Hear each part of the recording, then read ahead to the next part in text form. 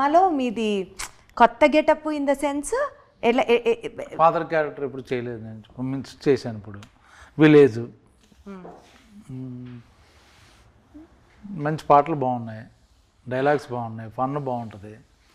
మీరు మంచి సినిమా చూసాను ఫీలింగ్ వస్తుంది బయటకు వచ్చేసరికి. ఒక ఫీల్ గుడ్ మూవీ అన్నది ఆడియన్స్ ఫీల్ అవుతారు అని అంటున్నారు.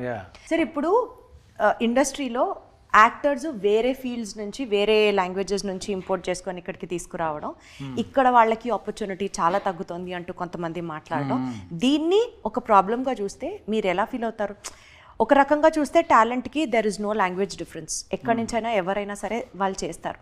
బట్ ఇంకొక సైడ్ ఆఫ్ ద స్టోరీ చూస్తే ఇక్కడ లేదా టాలెంట్, మన వాళ్ళని మనం కదా ఎంకరేజ్ చేయాలి అన్న ఒక పాయింట్ ఉంటుంది. అది directors producer point of view అండి. దానికి ఎవరు ఇది క్రియేటివ్ ఫీల్డ్ కాబట్టి దర్ నో రిస్ట్రిక్షన్ ఉండకూడదు. కాకపోతే ఏంటంటే ఇప్పుడు సుకుమార్ గారు కొందరు ఉన్నారు డైరెక్టర్లు, సుకుమార్ గారు లేకపోతే ఆయన సినిమాల్లో 90% తెలుగు వాళ్ళు ఉంటారు, లోకల్ ఆర్టిస్ట్, టాలెంటెడ్ యాక్టర్స్. అలాగే కొందరు డైరెక్టర్లు ఉన్నారు.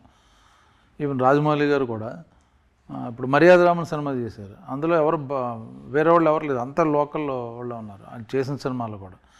ఇంకా బిగ్ మూవీస్ తప్పదు.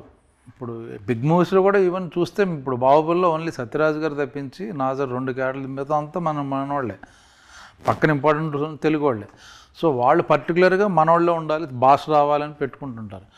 కొందరు ఏం చేస్తారంటే ఊరినే ఒక క్యారెక్టర్కి తమిళ వాడిని, ఒక క్యారెక్టర్ హిందీ వాడిని, ఇంకొక వాడిని తీసుకొస్తారు. కరెక్ట్ కాదు. నిజంగా అవసరం. ఇప్పుడు పుష్పలో ఫహద్ ఫాజిల్ అంటాడు ఒక అవసరం కాబట్టి తీసుకొచ్చారు.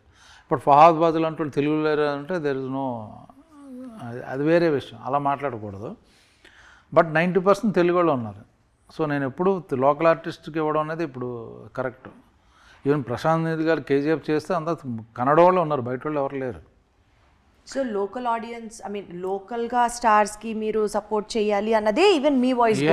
No doubt. అది అన్లెస్ చాలా పెక్యులర్గా ఇలాంటి బాడీ, ఇలాంటి వాయిస్, ఇలాంటి యాక్టర్ ఇక్కడ దొరకడం అక్కడ ఉన్నాడంటే తెచ్చుకోవడం తప్పలేదు, అది నథింగ్ రాంగ్. అలా అని చెప్పి అన్ని క్యారెక్టర్లు రీప్లేస్ చేయడం అనేది అది డైరెక్టర్ నమ్మకం లేదు అతని మీద, అంతే. ప్రతిదాని ఒక స్పెషల్ క్యారెక్టర్కి ఒక్కొక్క చోట నుంచి తెచ్చుకోవచ్చు. ఇప్పుడు మన దగ్గర నుంచి కూడా తీసుకెళ్తారు వాళ్ళు, ఇప్పుడు అందులో ఏం ఫీల్ లేదు. బట్ చిన్న క్యారెక్టర్లు కూడా ఒక మలయాళం, ఒక కన్నడ, ఒక తమిళ్, హిందీ పెట్టేస్తే అది మీనింగ్లెస్. అప్పుడు మనకు తెలుగులో డబ్డ్ సినిమా చూసిన ఫీలింగ్ వస్తుంది, మన సినిమాలో ఉండదు. అది ఎక్కువ శాతం సార్ ఈ విలేజ్ అట్మాస్ఫియర్, నేటివిటీకి దగ్గరగా ఇలాంటి సినిమాలు ఎక్కువ క్లిక్ అవుతున్నాయి అన్నది ఒక ట్రెండ్ నడుస్తుంది. ఇప్పుడు ఓటీటీలో కూడా ఇలాంటి సిరీసే చాలా జనాలు కనెక్ట్ అవుతున్నారు. సో మీరు ఒప్పుకున్న వాటిలో ఈవెన్ దిస్ ఇస్ వన్ పాయింటా?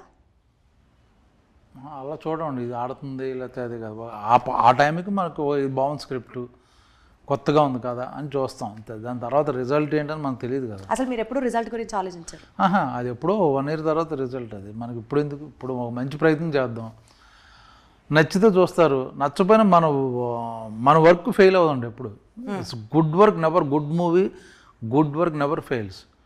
అది కమర్షియల్గా హిట్ అవ్వలేదు అనుకోండి, ఓటీటీలో చూస్తారు చాలామంది. ఓటీటీలు చూసారే ఇంకో డైరెక్టర్ బిలవనాడు బ్రహ్మాజీ, లేకపోతే పలానాడు అబ్బాయి కొత్త కుర్రాడు బాగున్నాడు, కొత్త అమ్మాయి బాగుంది, they get work again. So good work ఎప్పుడు ఫెయిల్ అవ్వదు. మీ అప్కమింగ్ మూవీస్కి సంబంధించి, మీ ఫ్యూచర్ ప్లాన్స్కి సంబంధించి విల్ వైండ్ ఇట్ అవుట్. నా ఫ్యూచర్ అంటే నాకు తెలియదు, బట్ షూటింగ్లు జరుగుతున్నాయండి అన్ని సినిమాలు. అదే సార్, ఏం జరుగుతుంది? చిరంజీవి గారి సినిమా అయిపోయింది, విశ్వంబర. మళ్ళీ యూవి క్రియేషన్ సర్వానంద్ షూటింగ్ జరుగుతుంది. ఒకటి మారుతి గారి ప్రొడక్షన్లో ఒక సినిమా అయిపోయింది. శ్రీ విష్ణు గారి సినిమాలు 2 చేస్తున్నాను. ఇంకా అలాగా ఉన్నాయండి, లైనప్ సినిమాలు ఉన్నాయి. సరే sir, as usual evergreen ఫిల్మ్స్తో అండ్ ఆల్సో ఎవర్ గ్రీన్ ఇదే ఛామ్తో మెయింటైన్ చేస్తూ సక్సెస్ఫుల్గా హ్యాపీగా ఉండాలని మనస్ఫూర్తిగా కోరుకుంటూ wishing you all the very best for your cinema success sir. Thank you so much. Thank you అండి, థ్యాంక్ యూ.